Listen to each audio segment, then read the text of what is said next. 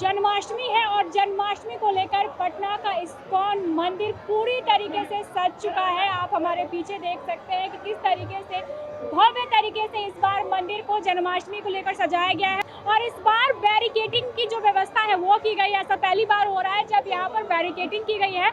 आप देख सकते हैं एक महिला के लिए बनाया गया है और एक पुरुष के लिए। कल जन्माष्टमी है और जन्माष्टमी को लेकर ये तैयारियां की गई है ताकि जो भीड़ है उसे कंट्रोल किया जा सके।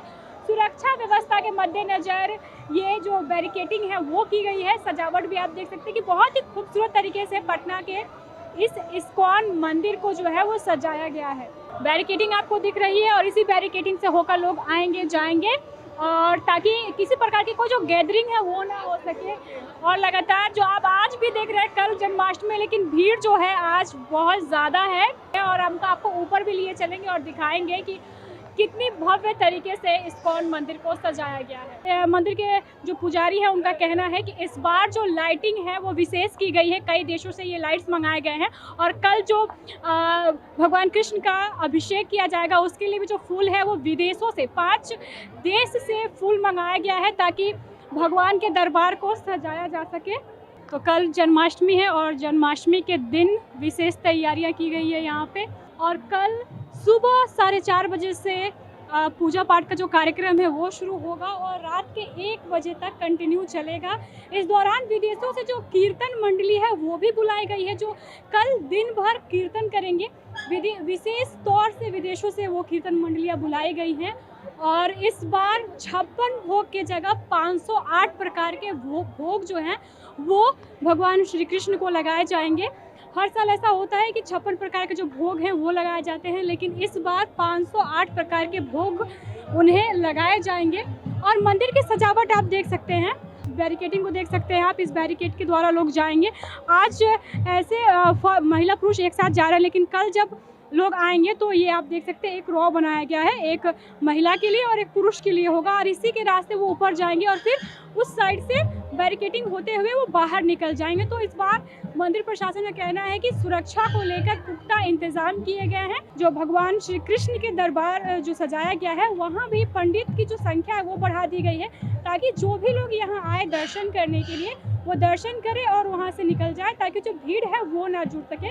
तो कल कृष्ण जन्माष्टमी है और कृष्ण जन्माष्टमी को लेकर पटना का इस्कॉन मंदिर पूरी तरीके से सज धज कर दुल्हन की तरह तैयार हो गया है। कृष्ण जन्माष्टमी को लेकर क्या कह रहे हैं इस्कॉन मंदिर के पंडित, चलिए हम आपको सुनाते हैं। थीम ही रखा है सब वृंदावन का थीम, मतलब आपको लगेगा कल इस्कॉन पटना के वृंदावन में उतर आए हैं आप। ये थीम ही पूरे वृंदावन के थीम है हमारा और काफ़ी सुंदर सजावट फूलों से और अलग अलग देशों से जो फूल आया है वो अति सुंदर सजावट होगा। क्योंकि कृष्ण का डेफिनेशन है सर्वाकर्ष ऑल अट्रैक्टिव, तो ये देखने को स्पेशल मिलेगा बिहारवासियों को। इस्कॉन पटना का जो अपना सबसे ट्रेंड रहा है, भगवान का सुंदर से सुंदर भव्य से भव्य दर्शन, सुंदर सुंदर श्रृंगार का तो पूछना ही नहीं है। भगवान का भव्य श्रृंगार भी करें जो टीम बाहर से आई है। फिर बाहर से मायापुर से वृंदावन से जो टीम आई है वो कीर्तन अनवरत कीर्तन चलता रहेगा। भगवान का 251 चांदी की कलश से भगवान का अभिषेक होना है। 101 दक्षिणावर्ती शंख से भगवान का अभिषेक होना है। पंचगव्य से अभिषेक होना है। 501 भोगा लगना है भगवान का। तो ये सारे जो कार्यक्रम है ये बहुत ही सुंदर तरीके से हम लोगों ने इसको डिजाइन किया है। जो भक्त आने वाले हैं उनसे क्या कहना चाहेंगे आप? भक्त से मेरा सबसे करबद्ध प्रार्थना है, जो हमारे लाइव मेंबर हैं उनसे तो मेरा प्रार्थना है कि वो लाइव मेंबर कार्ड लेके आएँ अपना, सबसे पहली बात है, जिससे कि उनको किसी तरह का सुविधा ना हो। और जो भक्त हैं उनसे मेरा बहुत प्रार्थना है कि वो पंक्ति भक्त होके आएँ, क्योंकि भगवान हैं, विराजमान हैं। हम पूरी व्यवस्था के साथ स्वागत के लिए इस्कॉन पटना खड़े हैं। थोड़ा सा आप लोग सहयोग करें कि हम जिससे आपको बेहतर सेवा दे सकें। हरे कृष्णा। नंद गोपाल दास, प्रवक्ता, इस्कॉन पटना। जन्माष्टमी का जो महोत्सव होता है वो सभी के लिए अपने आप में एक विशेष दिन होता है, बट इस बार हम क्या कर रहे हैं, भगवान को 508 भोगा लगेगा। हर बार 56 लगता है। इस बार हमने प्रयास किया है कि भगवान को 508 और होगा तो उससे ज़्यादा क्रॉस कर सकते हैं। और साथ ही साथ में 251 चांदी के कलश के द्वारा भगवान का अभिषेक कराया जाएगा और कम से कम 8 देशों से फूल आ रहा है जिससे भगवान की बहुत सुंदर तरीके से सजावट की जाएगी। और बाहर से कीर्तनियाँ आ रहे हैं, विदेशी लोग जो कि कीर्तन करेंगे और बहुत सारे पिछली बार कम से कम 10 से 12 लाख लोग थे, इस बार 15 लाख से ज़्यादा लोगों के आने की संभावना है। इस बार विशेष संयोग क्या बन रहा है, क्या खास शुभ संयोग जो है वो बन रहा है? शुभ संयोग यही है, पहले आप देखते हैं कि 2-3 साल पहले कोरोना था, लोगों को आने का समय नहीं मिलता था, आ नहीं पाते थे। इस बार ये है कि आज 15 अगस्त है, लोगों की छुट्टी है, कल विशेष दिन है, उसके बाद भी संडे है, तो ज़्यादा से ज़्यादा लोग आएंगे।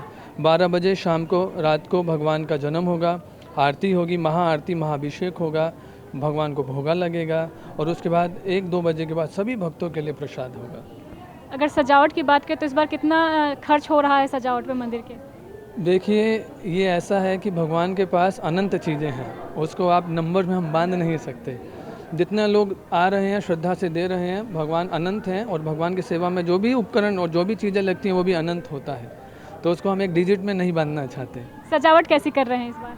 फूलों से सजावट हो रहा है, अभी आप देखिए बाहर जाएंगे तो इस बार बैरिगेटिंग की व्यवस्था है, पिछली बार बैरिगेटिंग नहीं था। इस बार सारे श्रद्धालुओं को बैरिगेटिंग से लेके आया जा रहा है। मंदिर की एंट्रेंस से 200 मीटर पहले से सारे श्रद्धालु आएंगे, मेल अलग, फीमेल अलग। मंदिर में जाएंगे, सुंदर सा भगवान का दर्शन करेंगे और बाहर निकलने के बाद भी कम से कम 200 मीटर तक बैरिगेटिंग है, ताकि उनको किसी चीज़ की तकलीफ़ ना हो, कोई भगदड़ी ना हो। और फूलों से पूरा का पूरा भगवान का जो दरबार है वो सजाया जाएगा। हमारे जो शिला प्रभुपाद जी फाउंडर आचार्य हैं इस्कॉन के, उनका पूरा मंदिर सजाया जा रहा है। और विशेष रूप से आप देखेंगे पूरे मंदिर को कहते हैं कि दुल्हन से भी ज़्यादा अच्छा सजा दिया गया है। आप रात को आइए, रात का फ़ोटो भी लीजिएगा, रात का भी वीडियो बनाइएगा। पूरे मंदिर को कम से कम 50 तरीके से ज़्यादा की लाइट से हमने उसको सजाया है, डिफरेंट। इवन पूरा हमारा फ्रंट और ये सब विभिन्न प्रकार के फूल हैं। और जो हमारे पुजारी हैं वो विशेष श्रृंगार करेंगे भगवान का, जो कि हमको देखने को मिलेगा कल पहला दर्शन मंगला आरती में 4:30 बजे। शाम में? सुबह पहला दर्शन मिलेगा, कल जन्माष्टमी है, पहला दर्शन मंगला आरती होता है 4:30 बजे, फिर 7:15 दर्शन आरती में, और फिर जो शाम को होगा वो तो विशेष दर्शन होगा ही 12 बजे। कल क्या विशेष संयोग है, क्या शुभ दिन जो है वो कहा जा रहा है कि इस बार का कुछ खास महत्व है, तो क्या महत्व है कल के जन्माष्टमी? देखिए, भगवान का प्रकट होना अपने आप में महत्वपूर्ण दिन होता है। भगवान जिस दिन को चूज़ कर लेते हैं कि आज प्रकट होना है, वो अपने आप में महत्वपूर्ण होता है। श्रीमद् भागवतम में बताया गया है कि भगवान के आने से पहले जो सितारे होते हैं उसे कॉन्स्टेलेशन बोलते हैं, वो अपनी जगह पे आ जाते हैं, सप्तऋषि अपनी जगह पे आ जाते हैं, देवता एकदम अलर्ट हो जाते हैं।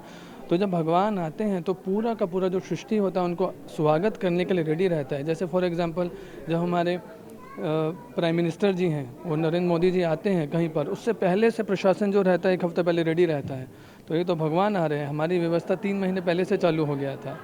तो जब भगवान आते हैं वो रात का समय होता है। रात के समय क्यों आते हैं, तो हमारे जो शास्त्र है श्रीमद् भागवतम बताते हैं कि जो रात का 12 बजे का समय होता है वो सबसे ज़्यादा अंधकार का समय होता है, इसे कहते हैं इग्नोरेंस का समय।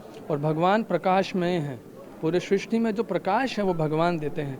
तो 12 बजे के समय पर जब भगवान आते हैं, प्रकाश देते हैं, तो बताते हैं कि जो अंधकार है, इग्नोरेंस, अज्ञान का समय है, उसमें भगवान ज्ञान का लोगों को एक मैसेज देते हैं, जिसमें बताते हैं कि जो मैंने बोला था, यदा यदा ही धर्मस्य ग्लानिर्भवति भारत अभ्युत्थानम् अधर्मस्य तदात्मानं सृजाम्यहं परित्राणाय साधूनां विनाशाय च दुष्कृतां धर्म संस्थापनार्थाय संभवामि योगे योगे। मैं आता रहूँगा। तो भगवान अपने इस कथन को पूरा करने आएंगे रात को 12 बजे, इसलिए ये दिन बहुत महत्वपूर्ण है। तो वो अज्ञानता से ज्ञान का जो रोशनी होता है उसको, अज्ञान की जो अंधकार होता है उसको ख़त्म कर देते हैं।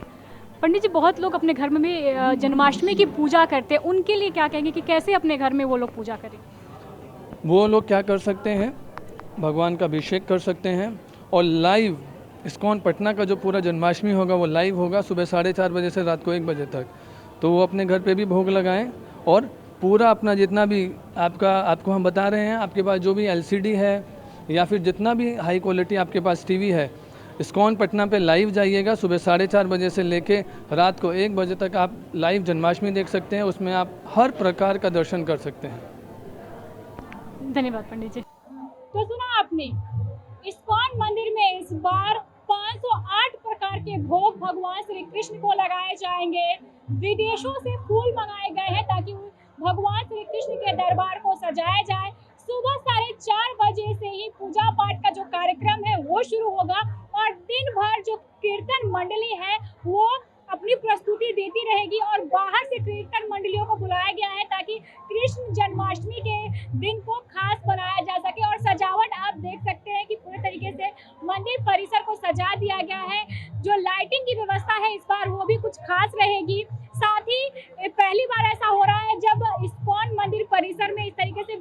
बैरिकेडिंग की गई है। कल कृष्ण जन्माष्टमी है, जब भीड़ यहाँ उमड़ेगी तो भीड़ को कंट्रोल करने के लिए सुरक्षा व्यवस्था के मद्देनजर बैरिकेडिंग की गई है, ताकि जो भी भक्त आए वो आराम से भगवान श्री कृष्ण के दर्शन कर सके और किसी प्रकार की कोई परेशानी उन्हें ना हो। इस बार 508 प्रकार के जो भोग है वो भगवान श्री कृष्ण को लगाए जा रहे हैं। हमने मंदिर परिसर के दर्शन कराए। आज ही से जो माहौल है वो पूरी तरीके से भक्तिमय हो गया है। लोग जो है वो आ रहे हैं और यहाँ भगवान श्री कृष्ण के दर्शन कर रहे हैं। आप देख सकते हैं जो बैरिकेडिंग है उसका काम पूरा हो चुका है। अभी कुछ काम है जो वो कल सुबह तक पूरे कर लिए जाएंगे। जैसे सजावट देख सकते हैं आप, बहुत अच्छी तरीके से मंदिर परिसर को सजाया गया है। आपने मंदिर परिसर के पुजारी की बात सुनी, उनका कहना है कि इस बार का जो व्यवस्था है वो पूरी तरीके से पिछले साल की व्यवस्था से कई बेहतर की गई है। जो फूल है जो भगवान श्री कृष्ण को चढ़ाए जाएंगे वो भी विदेशों से मंगाया गया है और कल सुबह 4:30 बजे से ही पूजा पाठ का जो कार्यक्रम है वो किया जाएगा। सुबह 4:30 बजे एक विशेष जो अभिषेक है वो किया जाएगा। इस खबर में बस इतना ही। आगे की खबरों को जानने के लिए आप देखते रहे first Bihar Jharkhand. Panorama group, जो सोचता है वो करता है। आपके अपने सपनों का आशियाना। ये लो मुंह मीठा करो, आज मैंने अपना जॉब छोड़ दिया। अब हम पूर्णिया वापस जाएंगे। जॉब छोड़ दिया है? मतलब ये घर कैसे चलेगा? हम करेंगे क्या? और माँ बाबूजी क्या बोलेंगे? इसलिए मैं एक और मिठाई का डब्बा लाया।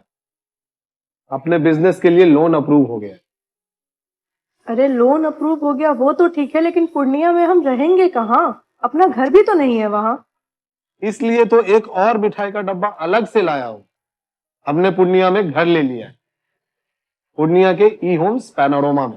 पूर्णिया में पैनोरमा ग्रुप लेकर आए हैं ई होम्स पैनोरमा। बड़ा घर, आलीशान जिंदगी और अत्याधुनिक सुविधाओं के संग। अरे अरे, अब क्यों मुंह मीठा करवा रही हो? क्योंकि हम घर वापसी जो कर रहे हैं। घर वापसी की खुशी पूर्णिया में ई होम्स पैनोरमा के संग।